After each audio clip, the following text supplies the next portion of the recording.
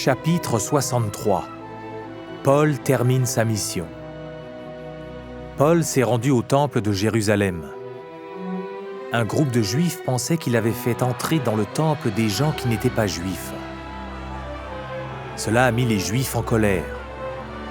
Ils ont emmené Paul hors du temple et l'ont battu. Des soldats romains ont arrêté Paul.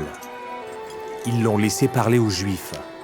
Paul a témoigné aux gens qu'il avait vu une lumière descendre des cieux et qu'il avait entendu la voix du Sauveur. Il a dit que Jésus lui avait dit de prêcher l'Évangile. Les gens ne croyaient pas Paul.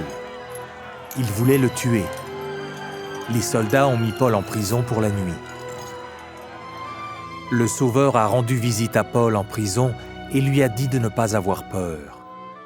Il lui a dit qu'il irait à Rome pour y enseigner l'Évangile.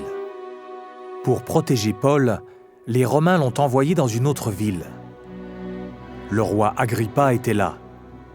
Paul lui a raconté qu'il avait été pharisien et qu'il avait détesté les gens qui croyaient en Jésus.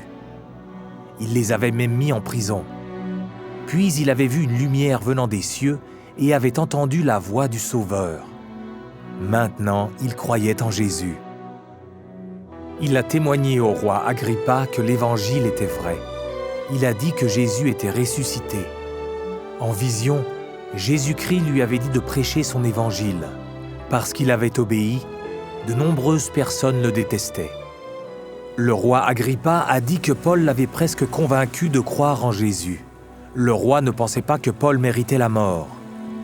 Mais il a envoyé Paul à Rome, où il serait jugé. Paul a passé 2 ans en prison à Rome. De nombreuses personnes sont venues le voir. Il leur a enseigné l'Évangile. Il a écrit des lettres au sein des autres pays. Certaines de ces lettres, qu'on appelle épîtres, se trouvent dans le Nouveau Testament. Paul savait qu'il serait tué. Il n'avait pas peur. Il avait obéi au commandement de Dieu. Il avait enseigné l'Évangile. Il avait terminé sa mission. Il savait que notre Père céleste l'aimait.